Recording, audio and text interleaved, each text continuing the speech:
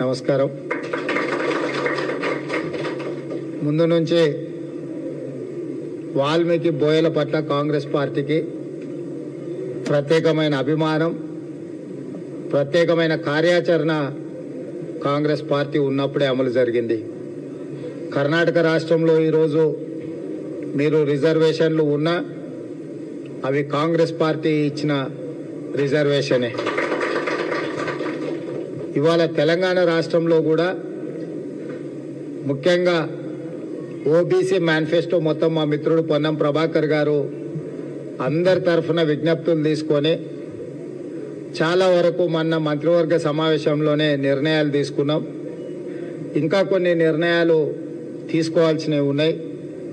ఇప్పుడు ఎన్నికల కోడ్ ఉంది కాబట్టి ఆ నిర్ణయాలు తీసుకోలేకపోయినాం. ఎన్నికల కోడ్ పూర్తయిన తర్వాత తప్పకుండా వాల్మీకి బోయల డిమాండ్స్ ఏవైతున్నాయో వాటిని పూర్తి స్థాయిలో ప్రభుత్వ పరంగా నిర్ణయం తీసుకొని వాల్మీకి బోయలకు సంక్షేమంలో, అభివృద్ధిలో, విద్యలో, ఉద్యోగాలలో, ఉపాధి పనులలో సముచితమైన స్థానం కల్పించే బాధ్యత కాంగ్రెస్ పార్టీ తీసుకుంటుందని చెప్పి మీకు అందరికీ తెలియజేస్తాం. అదేవిధంగా ఈ సమావేశం తర్వాత మీకు సంబంధించిన ప్రతినిధులు డాక్టర్ మల్లు రవి గారు, వంశీచంద్ర రెడ్డి గారిని తీసుకొని మంత్రులు పొన్నం ప్రభాకర్ గారి దగ్గరికి వెళ్ళి ప్రత్యేకంగా కూర్చోండి, వివరాలు పూర్తిగా అందించండి. ఎట్లెట్లా దీర్ఘకాలికంగా మన సమస్యలు వాయిదా పడుకుంటూ వస్తున్నాయో వీటి పరిష్కారానికి మనం తీసుకోవాల్సిన నిర్ణయాలు, ప్రభుత్వం వైపు నుంచి మేము చేపట్టవలసిన చర్యలను అన్నిటిని కూడా మంత్రి గారితో మాట్లాడి వాటిని ఒక కొలిక్కి పట్టుకొని రండి.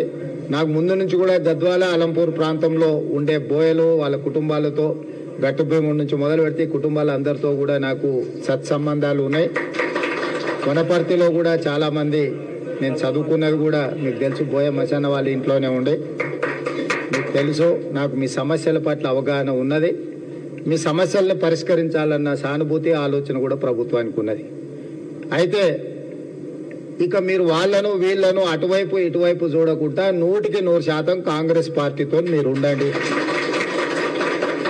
మొన్నటి ఎన్నికలలో కొంచెం అట్లా కొంచెం ఇట్లా ఉన్నా మరి ఇవాళ ప్రభుత్వం కూడా వచ్చింది. అప్పుడు మీకు ఏదైనా కొంచెం ఏమైనా అనుమానం ఉండొచ్చు మనసులో, ప్రభుత్వం వస్తుందో రాదో, అందరం ఒక దిక్కుంటే పడవెక్కి మనం తెప్పెక్కి లోపలికి పోతే తెప్ప మునిగితే అందరం పోతామేమో అని మీకు ఏమన్నా అనుమానం ఉండేనేమో.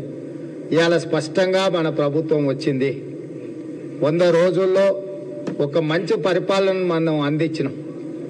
రాష్ట్ర స్థాయిలో, జాతీయ స్థాయిలో తెలంగాణలో కాంగ్రెస్ ప్రభుత్వం ఒక ఆదర్శంగా నిలబడ్డది. ఢిల్లీకి వెళ్తే మిగతా రాష్ట్రాల వాళ్ళు కూడా కలిసినప్పుడు చాలా చక్కటి పరిపాలన మీ రాష్ట్రంలో అందిస్తున్నారు. మీరు 6 గ్యారెంటీలలో 5 గ్యారెంటీలను అమలు చేసిండ్రు. ఆడబిడ్డలకు బస్సుల్లో ఉచిత ప్రయాణం కానీ, రాజీవ్ ఆరోగ్యశ్రీ ద్వారా 10 లక్షల రూపాయల ఉచిత వైద్యాన్ని అందించడం కానీ, ఆడబిడ్డలకు 500 రూపాయలకే సిలిండర్ అందించడం కానీ, అదేవిధంగా ప్రతి పేదవాడి ఇంటికి 200 యూనిట్లు ఉచిత విద్యుత్తును అందించే విషయంలో కానీ, 4,50,000 ఇండ్లు ప్రతి అసెంబ్లీ నియోజకవర్గంలో 3,500 ఇండ్ల ప్రకారము 22,500 కోట్లతోని ఇందిరమ్మ ఇండ్ల పథకాన్ని, వీటన్నిటిని కూడా మన ప్రభుత్వము స్పష్టంగా పేదల సంక్షేమం కోసం మన ప్రభుత్వం పనిచేసింది.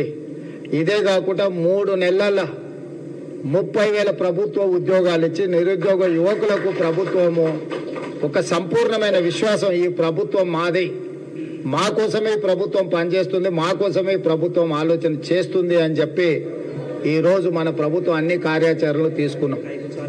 మనం డిసెంబర్ 7 నాడు మన ప్రభుత్వం ప్రమాణ స్వీకారం చేసి మార్చి 17కు 100 రోజులైంది. సరిగ్గా 100 రోజులు